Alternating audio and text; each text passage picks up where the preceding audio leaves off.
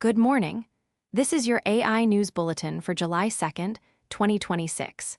Here are today's top stories, leading off with the U.S. lifting export restrictions on Anthropic's most advanced models. The U.S. government has lifted export restrictions on Anthropic's Mythos and Fable models, restoring public access to what are widely considered the most advanced AI models released to date. Cloudflare announced new default settings starting September 15th that will block mixed-use AI crawlers from ad-supported pages, pushing AI companies to pay publishers for content.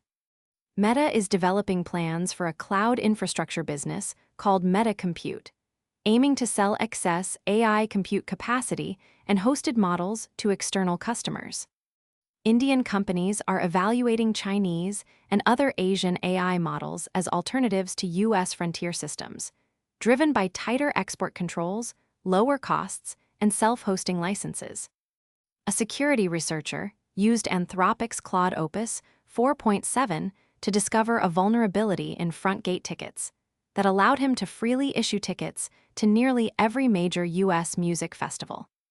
The Reserve Bank of India has identified AI-enabled cyberattacks as the most important near-term cyber threat challenge in its biannual financial stability report. MeitY named artificial intelligence, semiconductors, quantum technologies, and digital public infrastructure as the core engines for the next phase of Digital India.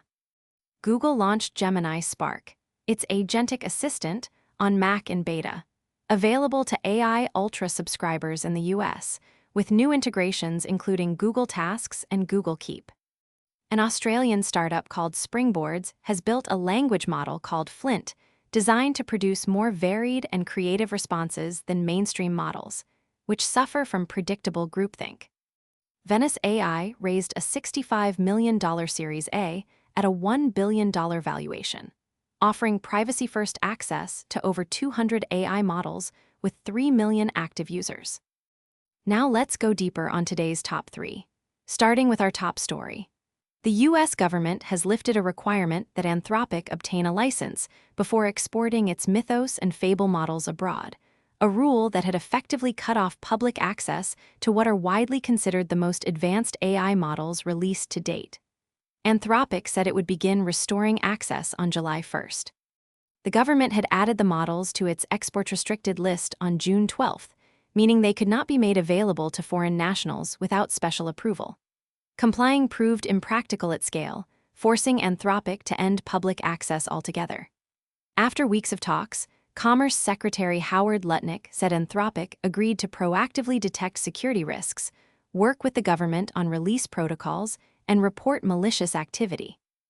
Notably, Anthropic had already publicly pledged to do much of this voluntarily, months before the rule existed. Cybersecurity experts had been skeptical, viewing the ban as leverage to punish Anthropic for executives' public criticism of the administration. The reversal also comes as Asian AI companies release models approaching Mythos-level capabilities, putting pressure on the U.S. to ensure American AI remains globally competitive. Next up, Cloudflare has issued the AI industry a deadline.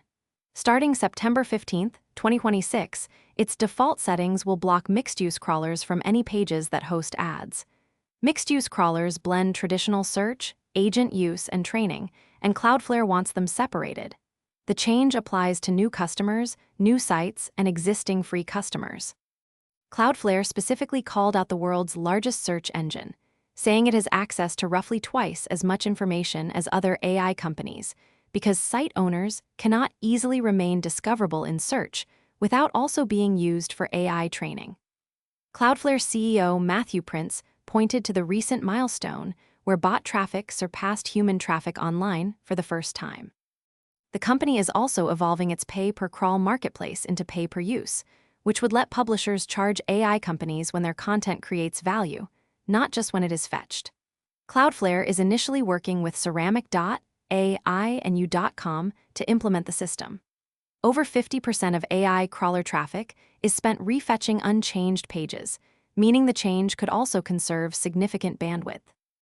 And finally, Meta is developing plans for a cloud infrastructure business that would sell access to AI compute power and hosted models, putting it in direct competition with Amazon Web Services, Google Cloud, and Microsoft Azure. Bloomberg reported the initiative is internally called Meta Compute, led by infrastructure head Santosh Janardhan, Meta Superintelligence Labs leader Daniel Gross, and President Dina Powell McCormick. The move mirrors SpaceX, which recently signed deals to sell compute capacity at its Colossus One data center to Anthropic, Google, and Reflection.